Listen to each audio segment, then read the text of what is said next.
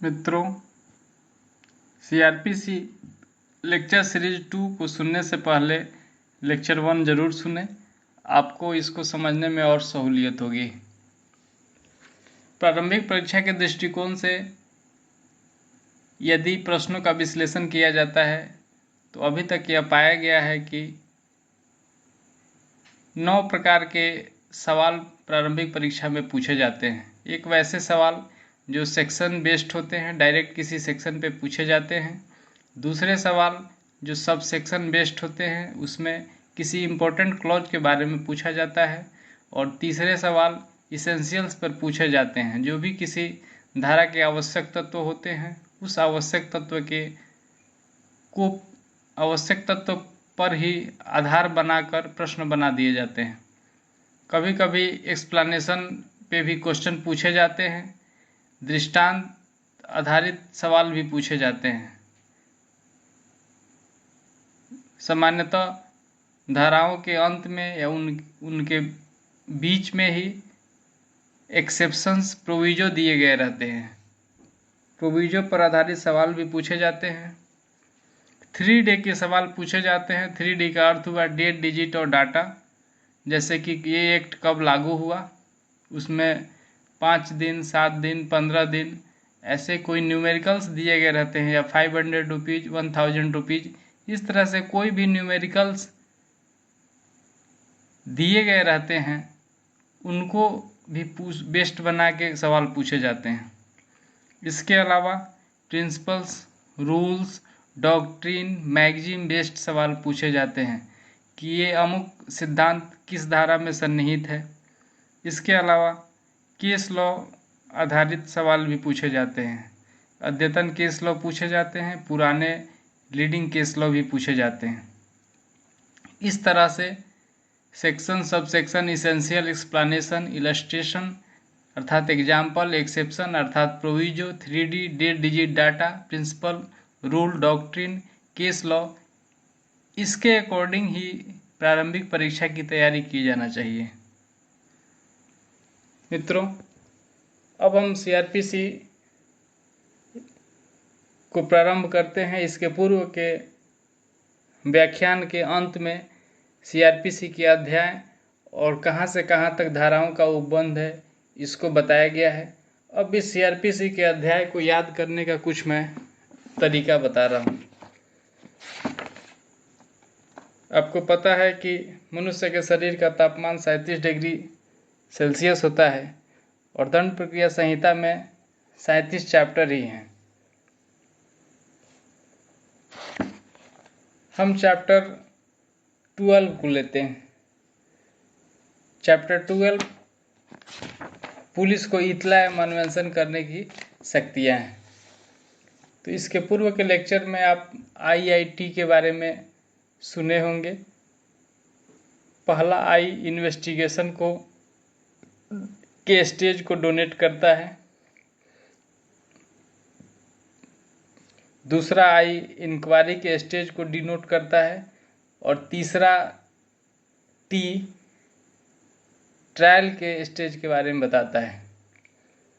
FIR के lodging से लेकर चार्जशीट के सबमिशन तक जो भी क्रिया या प्रक्रिया की जाती है, ये सब इन्वेस्टिगेशन के स्टेज में ही आते हैं।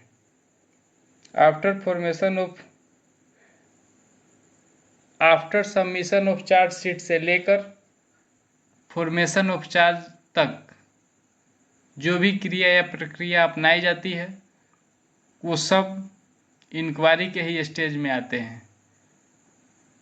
और आफ्टर फॉर्मेशन ऑफ चार्ज से लेकर एक्विटल या कन्विक्शन तक, जो कि जजमेंट की एंडिंग होती है, वो सारी प्रक्रियाएं ट्रायल के स्टेज में आती हैं। इस तरह से IIT एट्रिक आप याद रखेंगे। First stage investigation, second stage inquiry और थर्ड स्टेज ट्रायल। अब मैं कुछ चैप्टर आपको याद करने का तरीका बता रहा हूँ। चैप्टर 12 आप याद कर लेंगे, जो कि इन्वेस्टिगेशन से रिलेटेड है। चैप्टर 12 पुलिस को इत्तला और अन्वेषण करने की शक्तियाँ। यह धारा 154, 154 to 176 तक इसका प्रोविज़न है। कैसे याद रहेगा? तो 154, 1 को रहने दीजिए, 5 में 2 इंक्रीज कर दीजिए और 4 में 2 इंक्रीज कर दीजिए। तो कहाँ तक एक्सटेंट है ये अंतिम धारा आपको प्राप्त हो जाएगा, 154 to 176। अब चैप्टर ट्रायल का हम देखते हैं कि कौन कौन से ऐसे चैप्टर्स हैं जो ट्रायल को कवर करते हैं। इसके लिए एक ट्रिक है SWSS। एस चैप्टर 18 सत्र न्यायालयों के समक्ष विचारण, W मजिस्ट्रेटों द्वारा वारंट मामलों का विचारण, फर्स्ट एस समन मामलों का विचारण और फोर्थ एस संक्षिप्त विचारण। पूर्व के व्याख्यान में किस अध्याय में कहाँ से कहाँ तक धाराएं हैं इसको बताया गया है, उसको अवश्य सुनें। अब हम चैप्टर 33 को लेते हैं। 3 को यदि बी बनाना हो तो 3 के पहले और 3 से सटी हुई यदि एक सीधी रेखा आप खींच देते हैं तो वो बी के तरह दिखना लगेगा। इस तरह से 3 बराबर double B, bail and bond. 33 chapter आपको याद हो जाएगा। 34 को लें, 3 और 4 को यदि आप डी समझे तो D for disposal of property. इस तरह से 34 आपको याद हो जाएगा। 33 के पहले 32, 3 + 2 = 5, उसमें 5 वर्ड आपको याद रखने हैं। दंडादेशों का निष्पादन, निलंबन, परिहार और लघुकरण। एक तो दंडादेश है ही और 4 वर्ड हैं, निष्पादन, निलंबन, परिहार और लघुकरण। इस तरह से 5 शब्द आपको उसमें ध्यान में रखना है। 3 + 2 = 5। इस तरह से 32 चैप्टर आपको याद रहेगा। इसी तरह मित्रों, हर चैप्टर से रिलेटेड कोई ना कोई ट्रिक आपको अपने माइंड में सेट करके रखना होगा। तो कितनों ही स्पीड से यदि उसको बोला जाए या दोहराया जाए, कभी आप भूल नहीं पाएंगे कि किस चैप्टर में कौन सी बात दी गई है। और एग्जामिनेशंस में, प्रारंभिक परीक्षा में आजकल लगभग एक सवाल अवश्य पूछे जाते हैं कि जमानत और बंध पत्र से उपबंध किस अध्याय में दिए गए हैं, या तो संज्ञान लिए जाने की परिसीमा किस अध्याय में दिए गए हैं, कार्यवाहियाँ शुरू करने के लिए अपेक्षित शर्तें किस अध्याय में दिए गए हैं। इस तरह से धीरे धीरे आपको 37 चैप्टर को याद करना होगा। अब हम बेयर एक्ट को स्टार्ट करते हैं। तो यह देखते हैं कि दंड प्रक्रिया संहिता जो 1973 है, यह 1974 का अधिनियम संख्यांक 2 है, जो कि 25 जनवरी 1974 को राष्ट्रपति द्वारा इसकी स्वीकृति मिली थी तथा 1 अप्रैल 1974 को यह लागू हुआ था। धारा 1 संक्षिप्त नाम विस्तार और प्रारंभ। इस धारा में हम देखते हैं कि 3 क्लॉज हैं, 3 इसके उपखंड हैं। पहला उपखंड ये बताता है कि इस अधिनियम का संक्षिप्त नाम क्या होगा। तो इस अधिनियम का संक्षिप्त नाम दंड प्रक्रिया संहिता 1973 है। यह धारा 1 के क्लॉज 1 में बताया गया है। धारा 1 के क्लॉज 2 में बताया गया है कि इस धारा का विस्तार कहाँ तक होगा। तो अद्यतन संशोधन को यदि लिया जाए तो इस धारा का विस्तार संपूर्ण भारत पर है, परंतु इसके में एक प्रोविजो दिया गया है जो बता रहा है कि इस संहिता के अध्याय 8, 10 और 11 से संबंधित उपबंधों से भिन्न उपबंध नागालैंड राज्य को तथा जनजाति क्षेत्रों को, जो कि असम के जनजाति क्षेत्रों के बारे में बताया जा रहा है, को अध्याय 8, 10 और 11 को छोड़कर अन्य उपबंध लागू नहीं होंगे। किंतु यदि राज्य सरकार चाहती है तो अधिसूचना द्वारा ऐसे उपबंधों को या उनमें से किसी को यथास्थिति संपूर्ण नागालैंड राज्य या ऐसे जनजाति क्षेत्र अथवा उनके किसी भाग पर ऐसे अनुपूरक, आनुषंगिक या परिणामिक उपांतरों सहित लागू कर सकती है जो अधिसूचना में विनिर्दिष्ट किए जाएं। तो मित्रों, इस धारा के परंतु को समझने में अक्सर व्यक्ति से भूल हो जाती है कि क्या यह नागालैंड राज्य को बिल्कुल ही लागू नहीं है। तो इसमें केंद्र सरकार का जो अपना मत है वो है कि धारा 8, 10 और 11 के उपबंध वहाँ नागालैंड राज्य को लागू नहीं होंगे, किंतु केंद्र द्वारा यह विवेक जो है राज्य सरकार को दे दिया गया है कि राज्य सरकार यदि ऐसी चाहती है तो अधिसूचना द्वारा उनमें से कोई भी उपबंध या सभी उपबंध नागालैंड, संपूर्ण नागालैंड राज्य को या उनके कोई जनजाति क्षेत्र को या उनके किसी भी भाग पर अनुपूरक, आनुषंगिक या परिणामिक उपांतरों सहित लागू कर सकती है।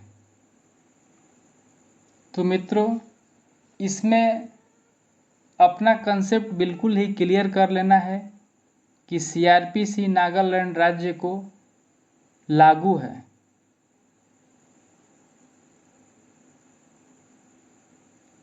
आठ, 10 और 11 के उपबंध तो डायरेक्ट लागू हैं उस पे, और अन्य जो उपबंध हैं वो राज्य सरकार के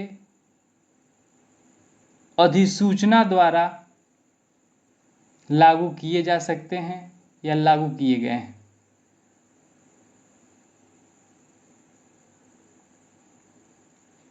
अब जनजाति क्षेत्रों के संबंध में जहाँ तक बात है तो इस धारा के क्लॉज 2 के ही एक स्पष्टीकरण में दिया गया है कि इस धारा में जनजाति क्षेत्र से वे राज्य क्षेत्र अभिप्रेत हैं जो 1972 की जनवरी के 21वें दिन के ठीक पहले संविधान के पृष्ठ अनुसूची के पैरा 20 में यथा निर्दिष्ट असम के जनजाति क्षेत्रों में सम्मिलित थे और जो शिलोंग नगरपालिका की स्थानीय सीमाओं के भीतर के क्षेत्रों से भिन्न थे।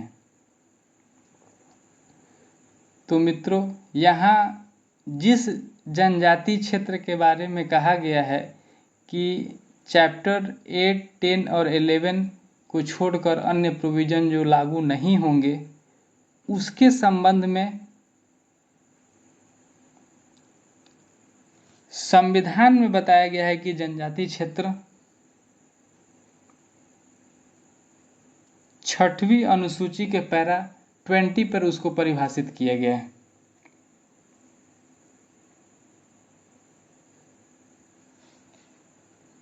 मित्रों,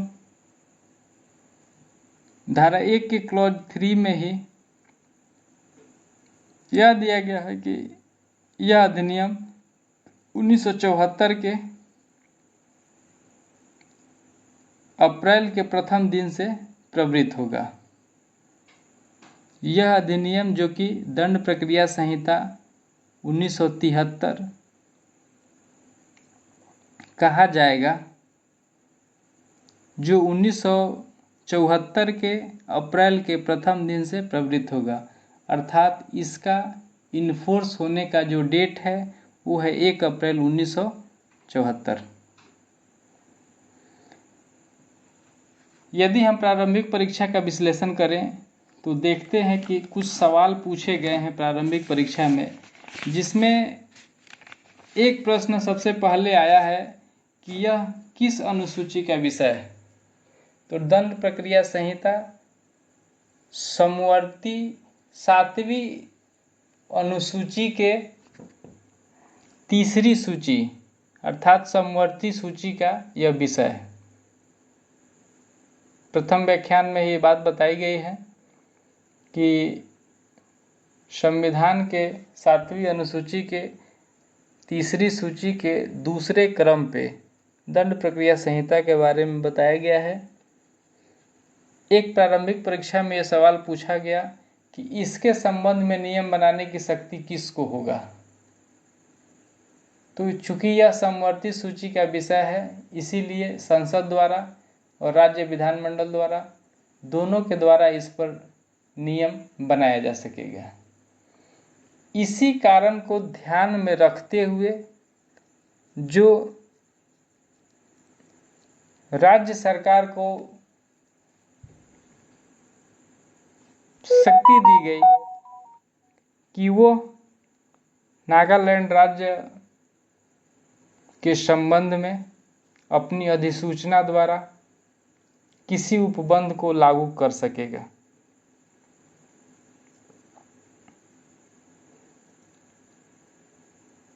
मित्रों, अब एक सवाल पूछा गया है प्रारंभिक परीक्षा में कि इस संहिता में कितने अध्याय और कितनी धाराएं हैं।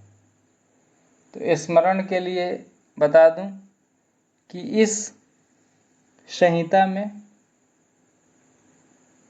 37 अध्याय हैं और कुल 484 धाराएं हैं और 2 अनुसूचियां हैं, अनुसूची प्रथम तथा अनुसूची द्वितीय।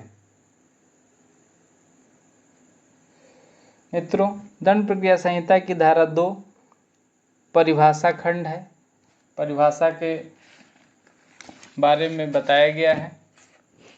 इस धारा के अंतर्गत कुल 26 शब्दों को परिभाषित किया गया है। ए में बेलेबल ऑफेंस, बी में चार्ज, सी में कॉग्निजेबल ऑफेंस, डी में कंप्लेंट,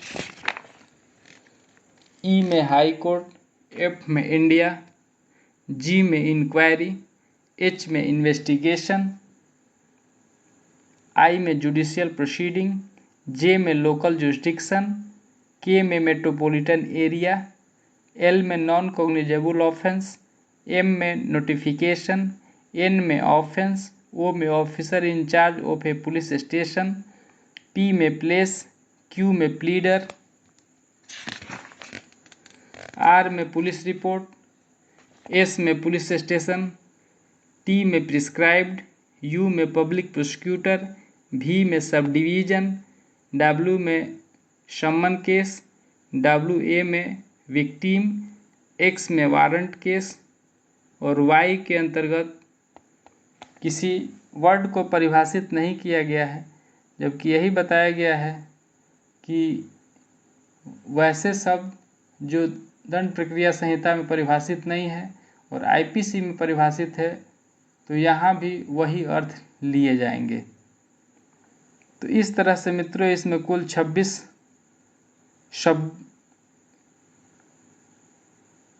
शब्दों की परिभाषा के बारे में बताया गया है। मूल रूप से कहें तो परिभाषा 25 ही है, क्योंकि वाई में तो किसी शब्द को परिभाषित नहीं किया गया है, उसमें आईपीसी के रेफरेंस को दिया गया है कि वहाँ जो शब्द परिभाषित किए गए हैं उनका वही अर्थ यहाँ भी लिया जाएगा। मित्रों, अब इसका याद करने का क्या तरीका है, कैसे हम इसको याद करें? चलिए मैं थोड़ी सी ट्रिक के माध्यम से आपको हेल्प करता हूँ। ए में बी, बी में सी, सी में सी, डी में सी। ए में बी अर्थात बेलेबल ऑफेंस, बी में सी अर्थात चार्ज, सी में सी अर्थात कॉग्निजेबल ऑफेंस, डी में सी अर्थात कंप्लेंट। पुनः आप याद करें, ए में बी, बी में सी में सी, डी में C. Bailable offence, charge, cognizable offence और कंप्लेंट। इस तरह से प्रारंभ के 4 शब्द आपको आसानी से याद हो जाएंगे। फिर अंत में हम ले रहे हैं सम्मन मामला और वारंट मामला। तो W में समन केस है और X में वारंट केस है।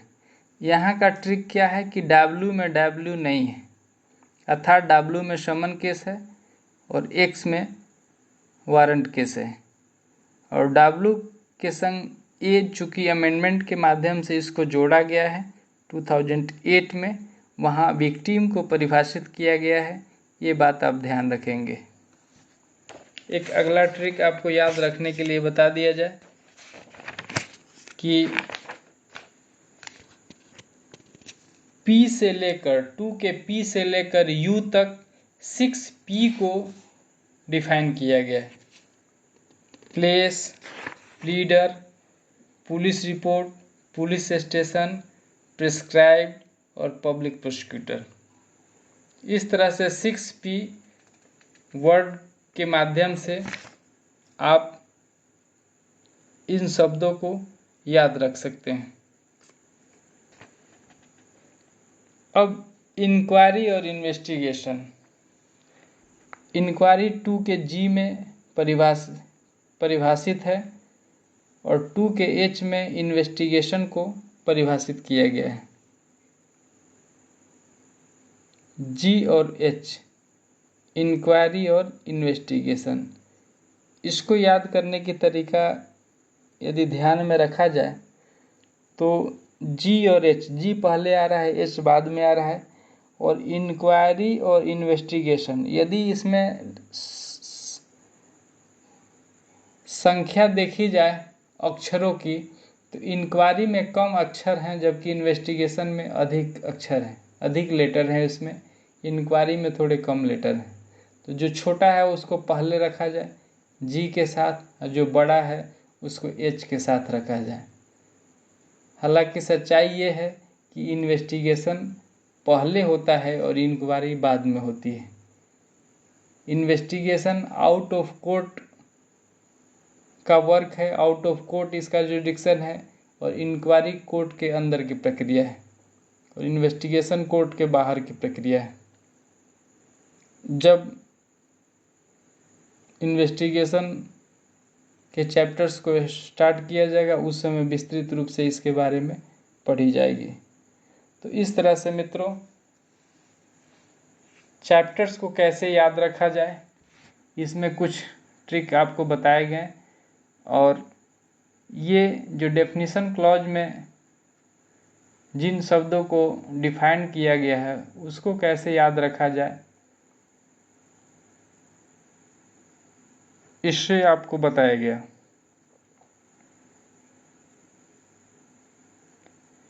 अब यहाँ जो शब्द प्रयोग किए गए हैं जैसे बेलेबल ऑफेंस, तो बेलेबल ऑफेंस और नॉन बेलेबल ऑफेंस क्या है, इनको बांटने का क्या आधार है, कॉग्निजेबल ऑफेंस और नॉन कॉग्निजेबल ऑफेंस में क्या अंतर है, संज्ञेय अपराध और असंज्ञेय अपराध में क्या अंतर है,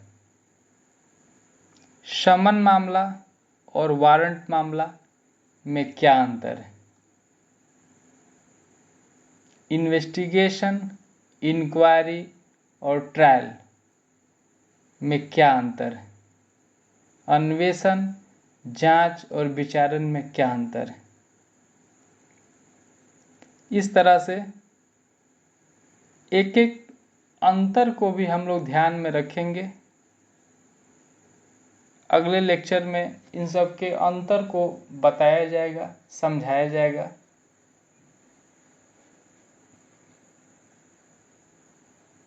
कि किस आधार पर इनको विभाजित किया गया है, यदि इनका संबंध प्रथम अनुसूची से है तो वहाँ का उदाहरण दिया जाएगा, और यदि इनके अपने निजी गुण के कारण इनमें अंतर किया गया है तो उसके बारे में भी आपको बताई जाएगी।